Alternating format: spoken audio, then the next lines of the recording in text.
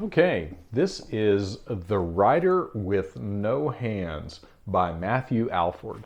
And I apologize if in some of my videos I'm all over the place with the book and I gesticulate wildly with the books I'm holding. Apologize for that. I Sometimes I get carried away and forget that some of you might want to see the cover of the book. So I'm going to hold it there before I go to town gesturing wildly. So without further ado, this is The Writer with No Hands by Matthew Alford, published in 2016. Now, the other day, I remembered this book again because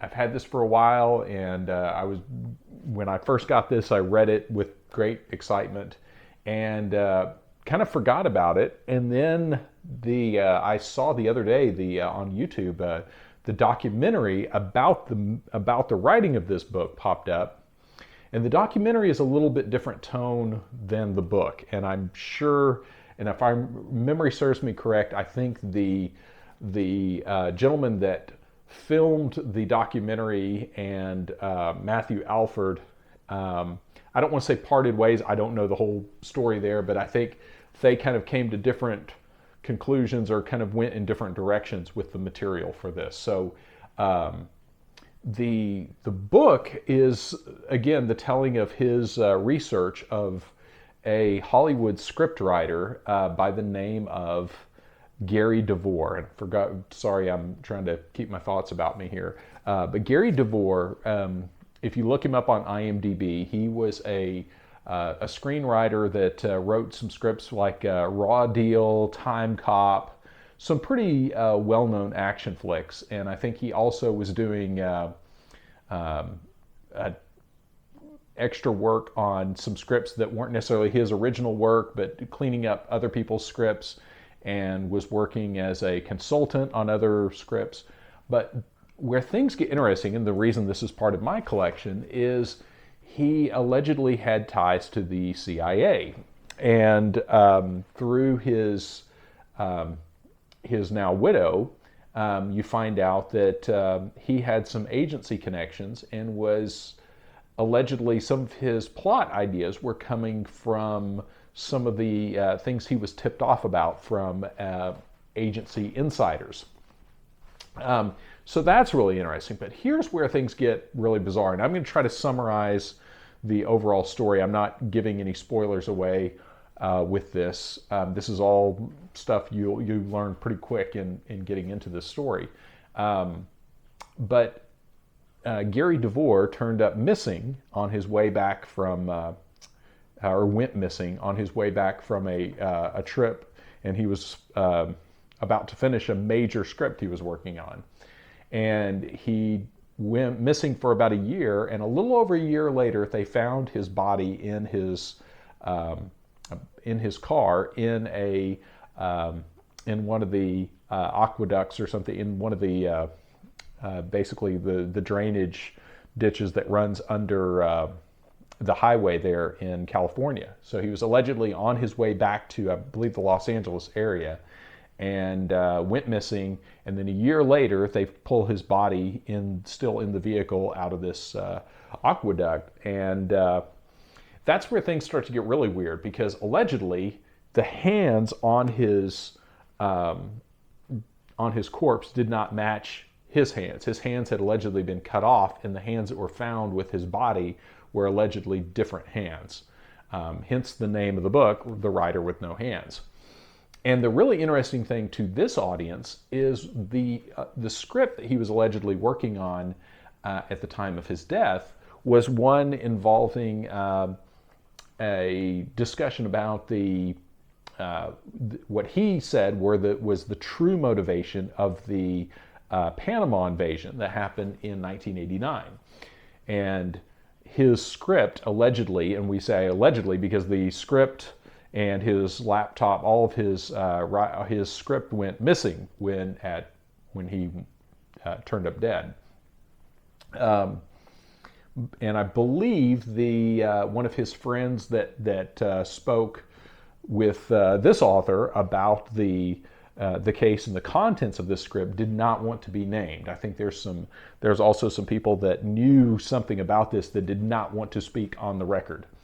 But essentially it went something like this, that he said that the Panama invasion was actually a cover for the Bush administration going into Manuel Noriega's, into a bank in Manuel Noriega's Panama, and stealing blackmail tapes of high-level government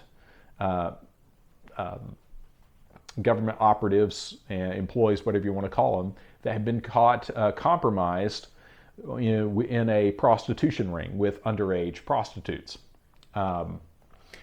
and child prostitutes. So the whole purpose, or one of the main objectives of the Panama invasion, according to Gary DeVore in this script, was to retrieve this blackmail material and thus spare massive embarrassment on the part of high-level government officials in the United States government, possibly including up into the, all the way up into the White House.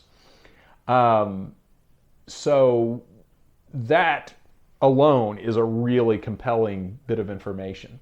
But this whole book is the telling of Matthew Alford's search for that truth, to really try to see if he can prove what exactly happened to Gary DeVore.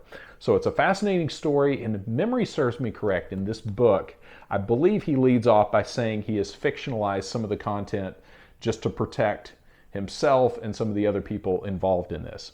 And so I can't remember the exact circumstance of what all he says he has adjusted, but obviously that main element of the story of the Panama invasion, that of course is, as far as I know, is true to the original script.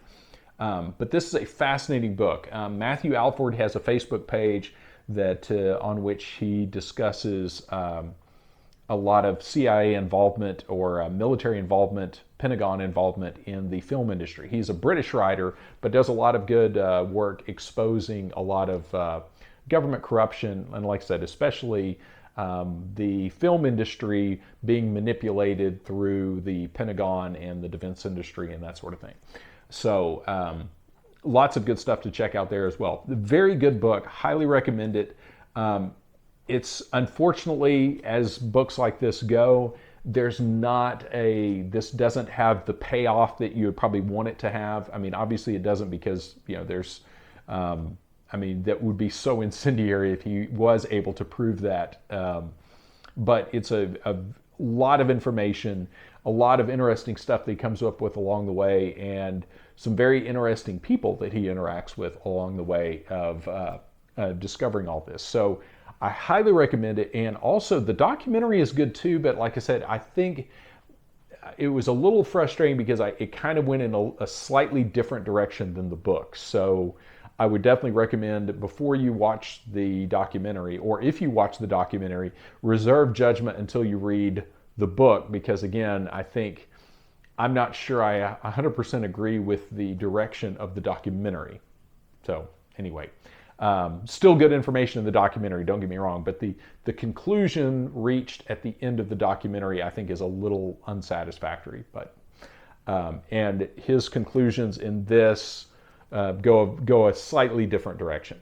But anyway, good book, really compelling plot information, especially in light of some of the other scandals that were happening around that time. If you remember, in 1989, the Franklin scandal was unfolding around that time as well, and a lot of interesting stuff happening. So the idea that the Manuel Noriega was actually kind of using a similar trick as the Craig Spence and some of those guys to compromise U.S. officials is very interesting on its own.